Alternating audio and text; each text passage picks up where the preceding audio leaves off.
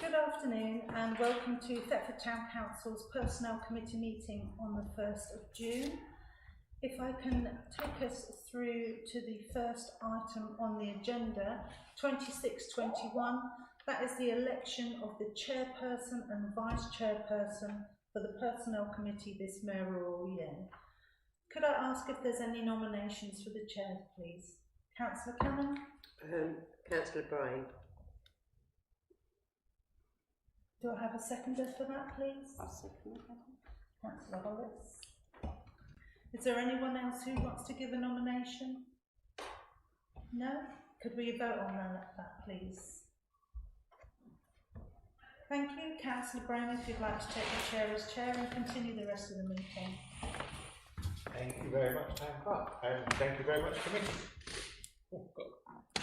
Oh, I haven't brought a pen and I've got something to sign. I'm so used to not having things to sign.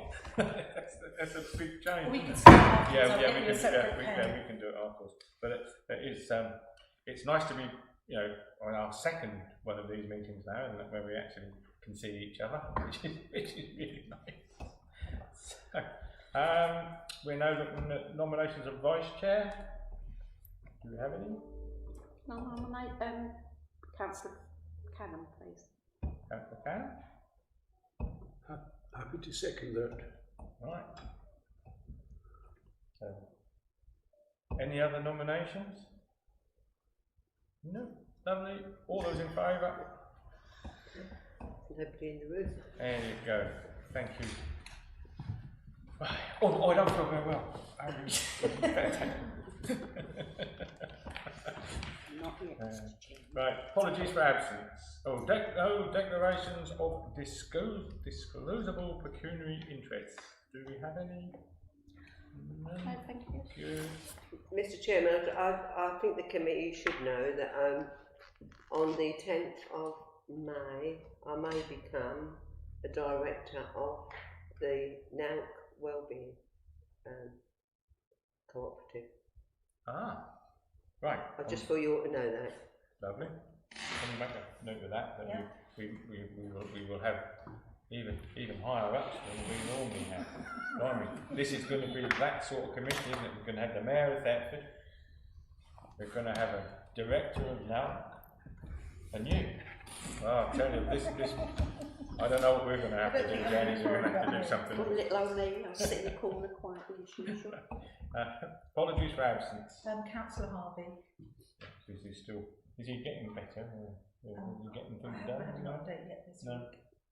I think he's got an appointment tomorrow. Yeah. That might be telling us either way. So that was lovely to see him at Mayor Making and the rest of it. No, I think he's staying at home pretty much at the moment. Yeah.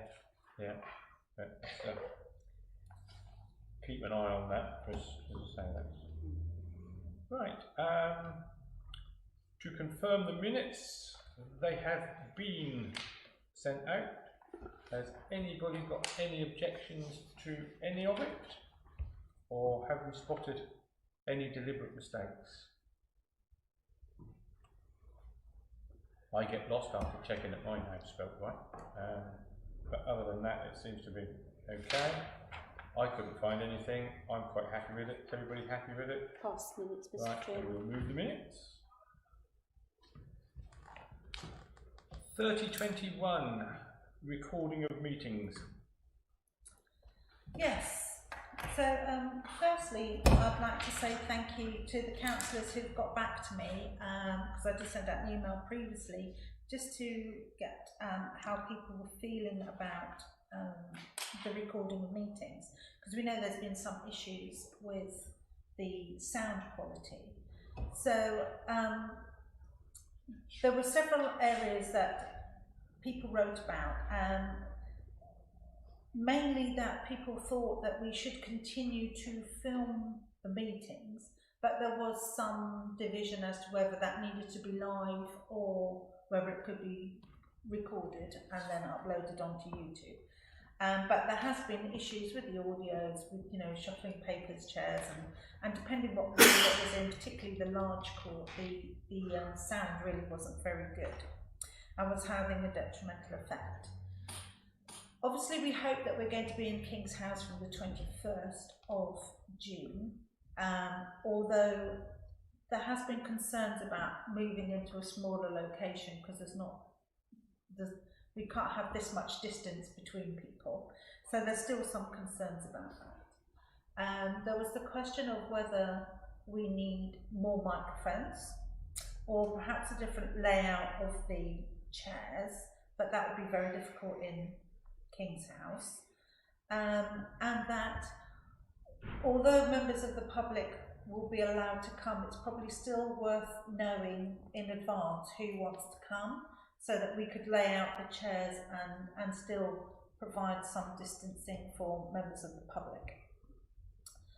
Also, it was Councillor Harvey, I was talking to him about the hybrid meetings, because Breckland are holding hybrid meetings in that they have the core of the meeting are physically in the room, and then other councillors, particularly councillors who are not on the committee, are joined by Teams.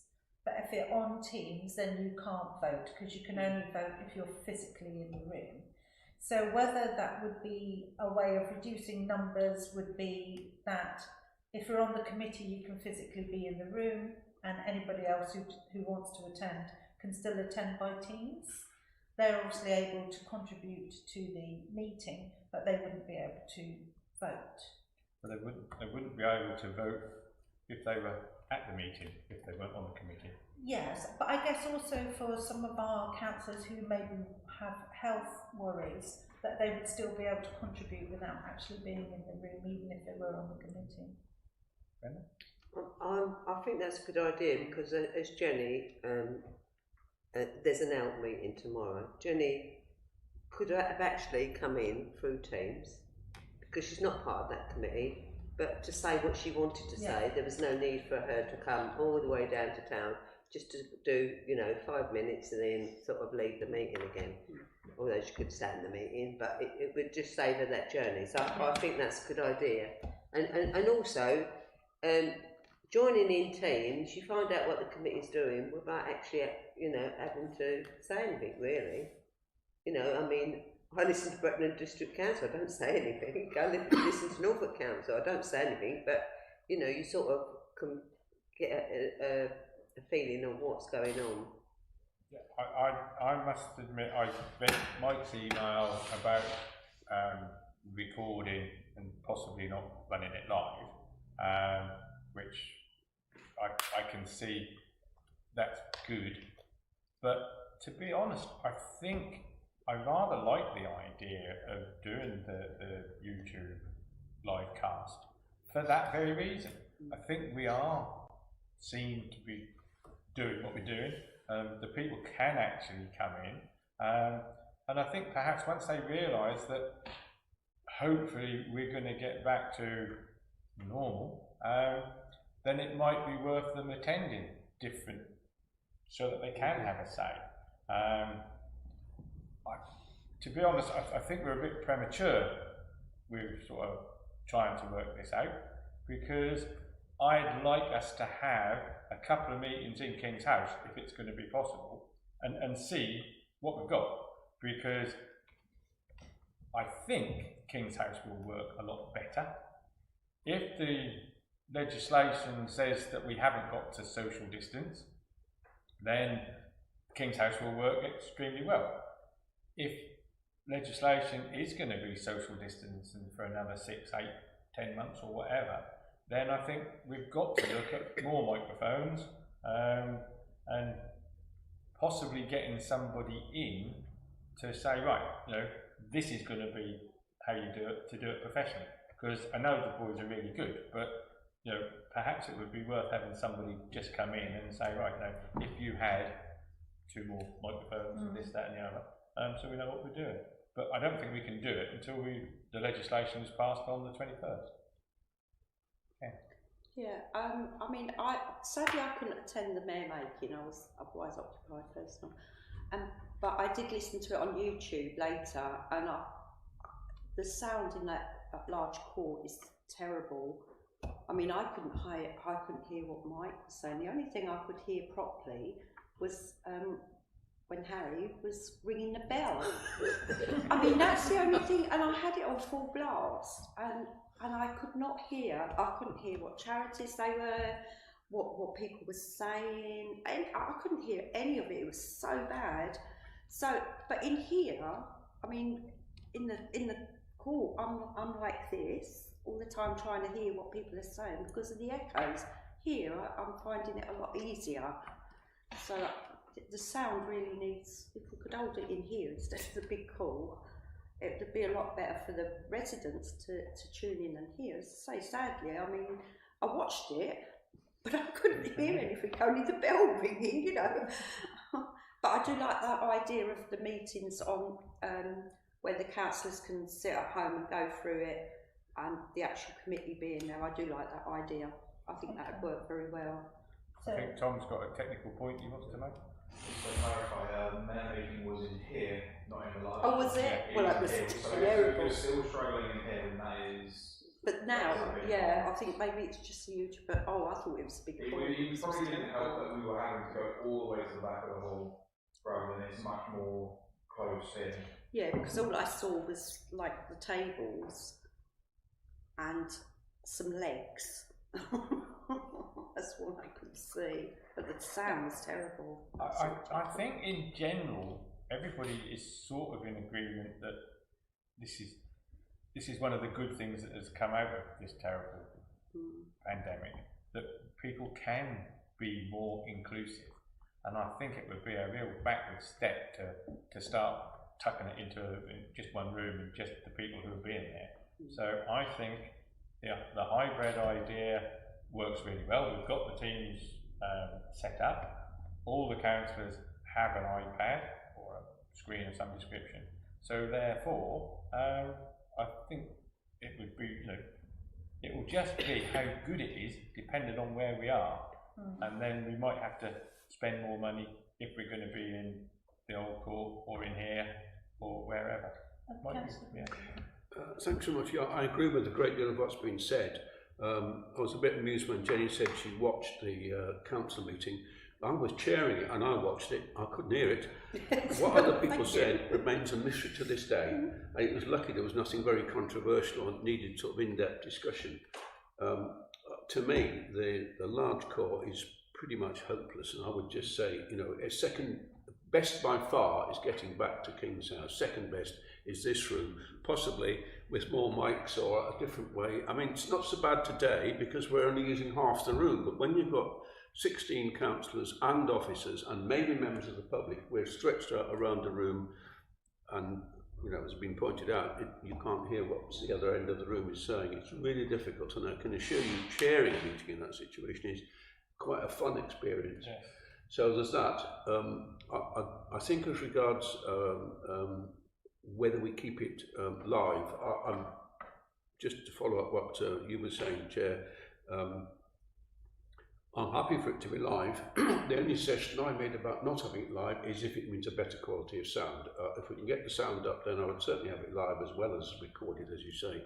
It's a huge move, picking up your word again, of inclusion. I'm absolutely in favour of that. I think that's really good. And it does mean that people can watch from far and wide. I mean, obviously my family, for example, watched the Mayor meeting. Like me, they didn't hear much, but they watched it from all around the UK. So my brother-in-law in Edinburgh watched it. He's not going to come down here for a meeting like that. So that was nice, you could see it. So I think we've made good progress. We've learned from the experience, as you say. But I'll just end up with repeating something I've just said. I'm all for cutting back to the King's House, which I think is so much more. And one other point about the King's House, because of the relative intimacy, there is much more interchange between people, particularly in terms of body language and the odd chat to your neighbour, which is actually very useful in a council meeting. And some of the things you miss when you have it virtual is you lose all of that. You lose the body language, you lose a personal chat, you lose a bit of socialising before and after, all of which makes things happen. And sometimes the decisions are made by two people talking in advance or talking afterwards. Come on, we'll get that done now. And that's a really important part of running a council. So let's get back. To prove Councillor Cannon's point, Councillor Harvey is tuning into us as we speak, and he has confirmed that the sound in the Carnegie is good. Oh, good, So, that's well done, encouraging. And that the issue for him was in the large court, which I think is backing up what everyone else says, and it's a perfect example of councillors who are unable to be here still being able to contribute. So thank you, Councillor Harvey, Yes. from the ether. So does that mean we don't accept his apologies? Yeah. But can we actually, joking apart, just make note in the minutes that he was able virtual. to attend, you know, and he's had an input, because I think that proves the case, you know, sort of almost immediately. And I'm not sure, but it may well be that we could purchase some baffle boards. Many years ago, when I did a bit of amateur dramatics and things, they used to have these tall flats that were made of I don't know, they were like egg boxes, and they were on wheels. So when you were using half of a hall or a smaller area, you put them round, and then everybody could hear so much better, especially in places where there was a lot of echo. Now it could be that if we have to use the large court, that might be what we need to purchase, so that we have boards round to stop the echo. We could look at doing it to the walls in there, but I don't know if the cost of that for the sort of people who are going to hire it other than us Well, as part of the Guildhall project, they are putting acoustic boards in. That will make a difference. So that will make a difference to the sound in there. So just kind of trying to summarise what councillors have been commenting. So you'd like us to investigate hybrid meetings and the equipment required, preferably with a test in King's House, so that we can get as good a quality as possible, and that we keep Teams as an option for both committee members and non-committee members, on the understanding though, unfortunately, legally if they're not in the room they can't vote, but it does enable people, such as in the case today, to attend the meeting and put forward their opinions. I think that sums it up. I'm saying basically we don't want it to be awful. We don't want it to be hard work for the public to see. So it's got to be of a standard. But provided we can do it of a standard, not silly costs, because it could well be that in 5 to 6 months' time we're going to be back at whatever normal was, and you're not going to need any of it. I think it's handy to have as an extra, but we just don't spend a fortune on it. Okay. I was going to say, like Chris said, the sound in here is okay. Is it because we're in a smaller area and we're not spread out like it was before? Yes, I think so, because it's a smaller meeting, is it? I think it's the big meetings that cause. Yeah, and I think we will probably find out in a little while, because hopefully Chris will stay on for the next meeting where we're going to have more people and more tables. And he'll be able to say, it's not as good or it's as good. But thinking on it as well, it's like the chairman said, if you are not a party of the committee but you'd like to, like tomorrow for me, I'm going to come down and answer questions if it's needed on an item on the agenda. So for me, I'll be down here anyway, so it's not going to be a problem. But if I weren't already going to be down here, that means I've got to come from where I live, which shouldn't be a problem if I was younger. But coming to town just for sitting saying about 2-minute conversation or 5-minute conversation, whereas I could do it on there because I can't vote on it. I'm not party to that committee anymore. So if you're a committee member, then attend. If you're a non-committee member wishing to just be involved in it, then I think it should be done. I think that other way should be done. Teams. Staying on that sort of subject, at the moment you've sent us a list of the calendar dates for the year. we have to put them in by hand, where if they were sent through Teams, say like the personnel agenda comes out, it's in Teams, it automatically goes into your calendar, rather than having to sit there and sort of hand put them in. I did that last night, and I put, my alarm started ringing at 2 o'clock this morning, because I put it in for 2 o'clock and not I didn't 1400. do 1400. So moving forward, we'd like a Teams request for all meetings. Yeah, Anyway, if somebody's going to, you know, obviously those on the committee need to attend, but those that are not might want to come in under Teams. In fact, I'm picking up on an email that I read the other day, which I think it came from Brenda.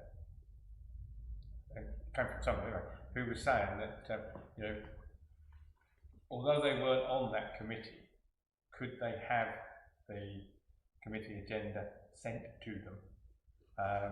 Because as a councillor, they're entitled to go if they want to. You know, rather than just sending that to the committee, I don't see any point in having to send all the joining paperwork, but I think if we sent the agenda out with a Teams invitation, then any councillor would have that turn up in their inbox, can look at the agenda. If there's something on there that they have an interest in and feel that it's particularly ward specific to them or whatever, they could then send an email asking for that bit of paperwork and say, I'm coming on Teams, and it's all done at the same time, and it just makes everything nice and simple, so every councillor knows where they are, if that's possible. Yeah, I think that's right. I'm all in favour of every councillor getting the agenda and minutes of each meeting. But in truth, Roy, I think that as long as we keep talking about electronic, it doesn't really much matter to Chris Crimmen whether he sends something to 6 people or to 16 people. So in a way, you can argue that you might as well have the whole lot and then, you know, print it at your own risk, as it were. You don't need to. To be fair, we normally send out agendas to all councillors. We don't send it out to just committees, we send them out to everybody. But obviously we don't send a Teams meeting invite to all councillors, we send it just to the committee. So it's just changing that, so it'll be a full council invite. Yeah, good. Okay. Anything else on that? No, I don't think so, thank you. No. So move to 3121, committee officers report. Yeah, just got one here. I don't know if that's changed now. So, we had a bit of a busy month personnel-wise.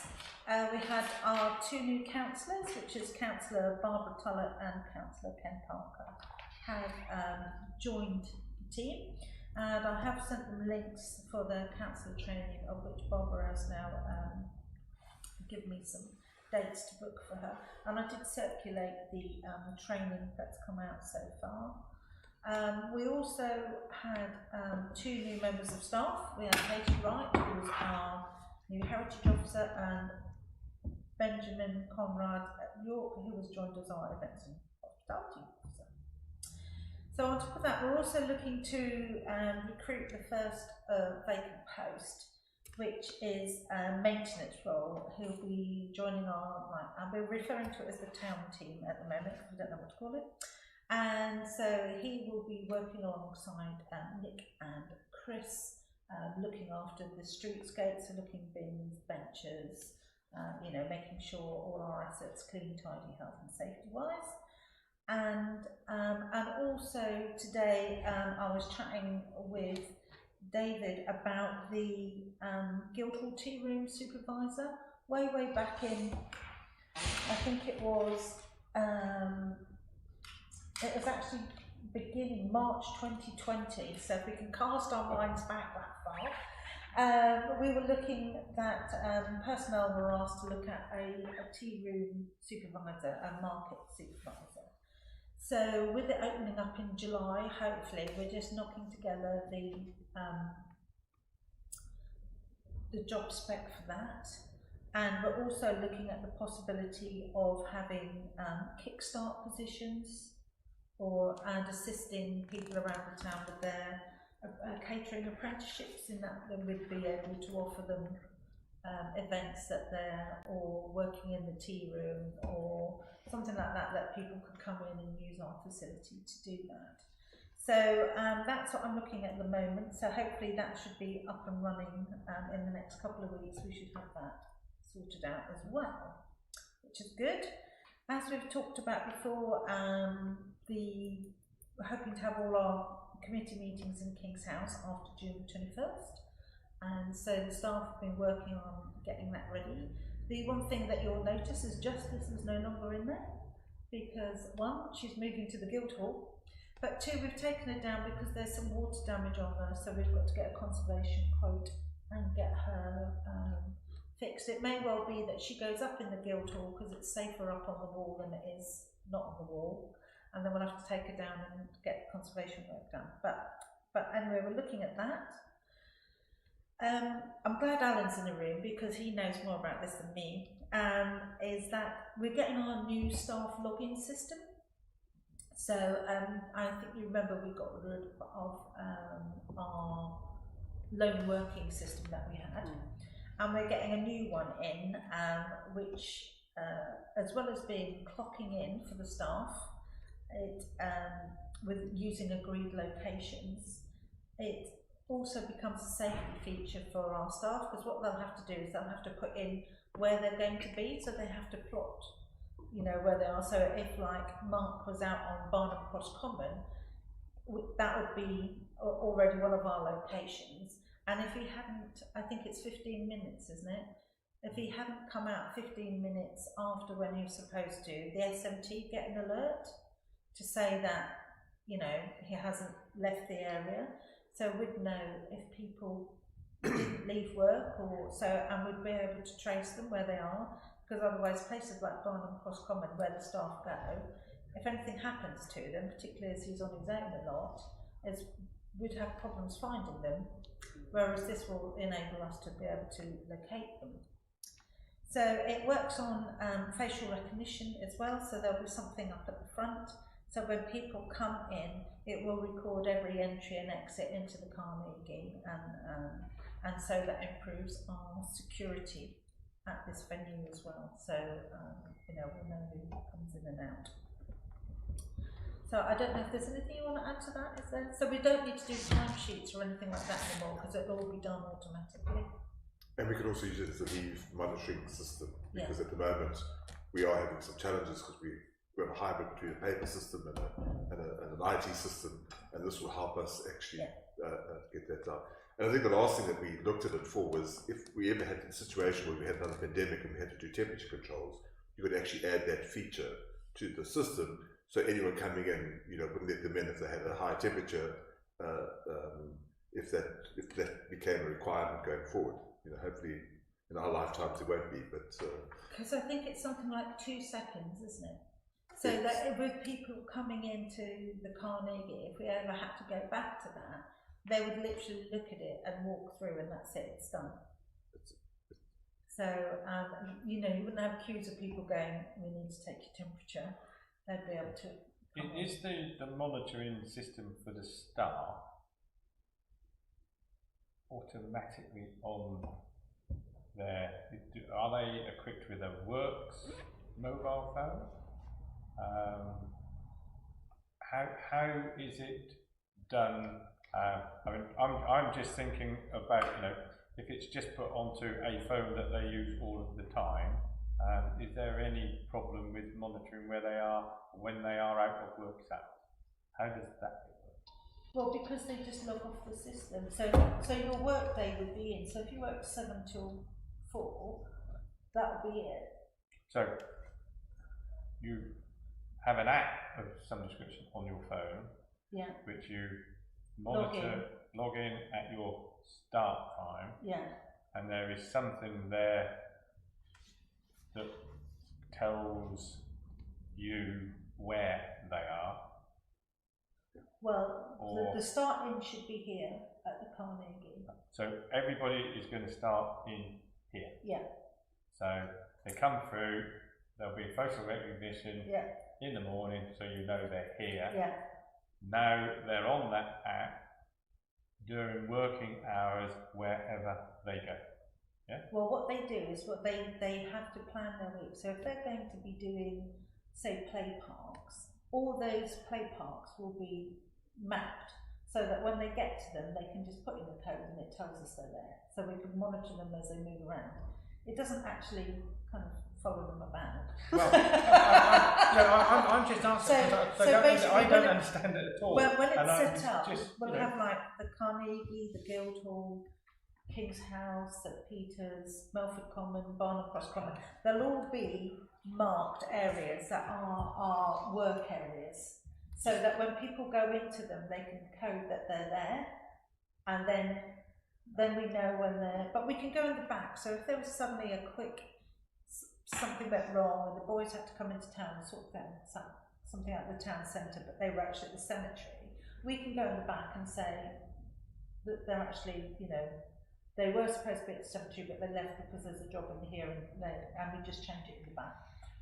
I sort of, from the description that you were saying before, it sounded to me like one of these, you know, where's my phone thing, you know, when you look at your phone and and it goes around the town, and you know, if you lost your phone and somebody pinched it, you know, you can follow it around, can't you? Yeah. It sounded like that sort of thing, and I just wondered how we did it for their personal privacy and everything else. You know, it's got to be quite a big job, I would have thought. The people who will be on different locations have work phones, so it's on their work phone. It's not on their personal phones. It's on their work phones. Yeah. And the people who work in the venues obviously don't need it on their phones because they come in here, and so they go in and out of the system.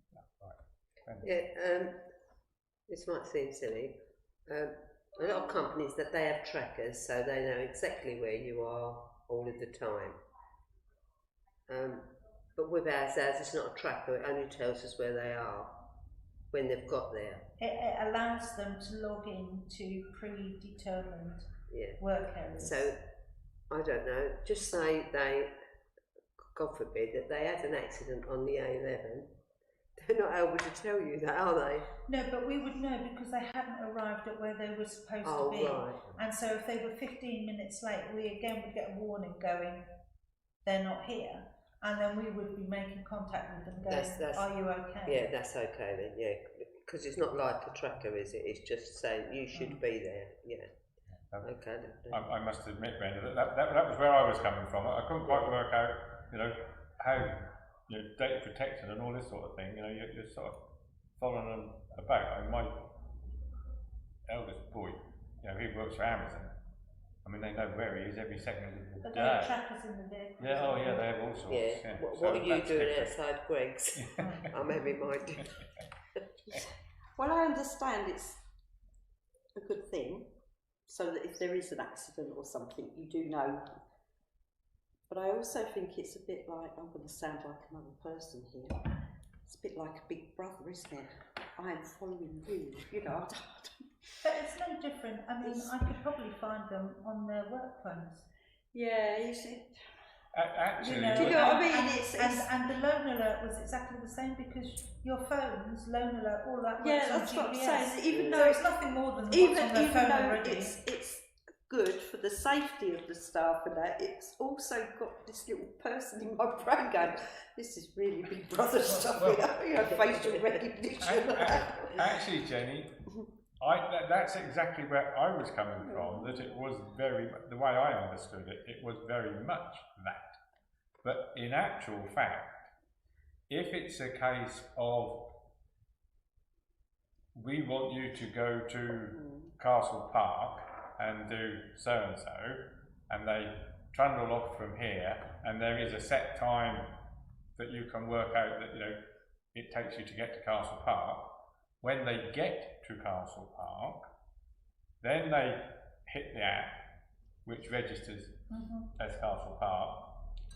So it's not Big Brother, because all they are telling you where they are, slightly easier than them phoning in to say, I'm in Castle Park. And you can actually So yeah, I think it's just the fact that, you know, I'm sitting here and I can be a bit dull sometimes, but I'm sitting here and I'm listening about facial recognition and this happened, that happened. I'm thinking, then if the staff are fine with it, and I understand it's purely for their own safety and that, then but that's nothing different from when you walk into Tesco's or any of the shops. I walk in with a mask, I don't recognise. But I mean, but all of them will have it as you walk in. We've got CCTV everywhere, so yeah, I know. It's just. I'm afraid Big Brother is here. He's been here a long time. It has been for a while. He's been here a long time, on the last point, I can sympathise with what Jenny said, and it's quite right. I think it's inevitable, as Roy says. The main thing to me would be to carry the staff with you and to make it absolutely plain that yes, the fact is we can of course trace you, and that works both ways. It could be that if you slipped off somewhere, we'll know about it quicker than you would wish. As long as people know that and can see the positive side of it, which is their security and safety, that probably will carry. But all the staff have really got to be talked through it and allowed to. Can I just ask, turning to staff, I'm a bit behind on some of the staffing changes you mentioned. Firstly, Katie Wright what's her job title? She's our Heritage Officer as part of the Guildhall Heritage Hub project. Yeah, that's great. And the second thing is, I'm a bit confused as to whether, looking at the second bullet point, we've got a member of the town team advertising next week and job description for the tea room supervisor. So that's 2 jobs. That's 2 new ones. 2 new ones. And the tea room supervisor, is that part-time, full-time? The 2 is 30 hours, I believe. 30, that's pretty good. Yeah, so supervising the tea room, does that actually mean, so to speak, it's a hands-on job? Yes. Running the tea room, basically? Yes. Okay, that's great. It's the tea room and the marketplace. I know the really marketplace is separate, it's Oh, just the tea room It's just one. the tea room. And the town team person is doing basically what? The town team person is going around bins, benches, yeah. street scheme. So it's town as opposed to country, that's a big thing Yes. to pick up. Yeah, okay, thank you. Streetscape officer was starting to get a bit long. Now, is that job, that job, and the other one, Ben, is the replacement for Joe. and the town team person, yes, thank you, and the town team person, this is not a sort of equivalent to Mark Webster in town as opposed to country. No. This is kind of a, who will that person be responsible to? It will be responsible to Nick. Okay, great. This is basically the vacancy we had from works team stroke market supervisor. So Nick picks up that he's now on the up, so to speak. Yeah. Good. That's great, thank you very much.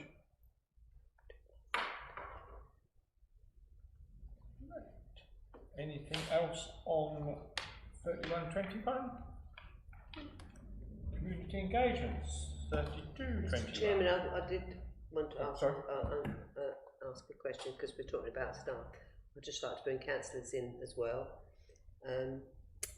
Quite a while ago, because as we were saying earlier, time flies and you can't remember when, Dave was going to organise some training with ICOSIS in here, so that we sort of really got into the depth of what our tablets can do and what we can't do and how to do it hands-on. If after June and everything opens up again, couldn't that still go ahead? Yeah, absolutely. Thank you.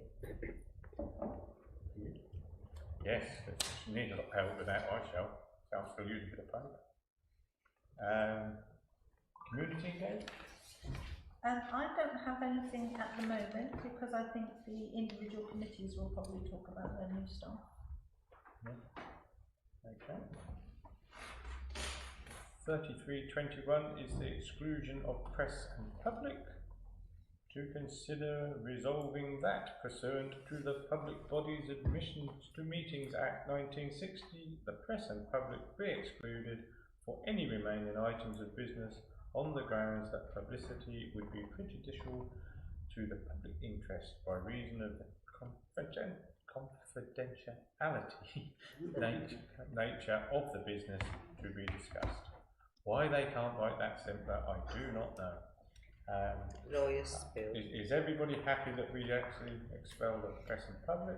Agreed. In that case, I will ask Tom to turn off the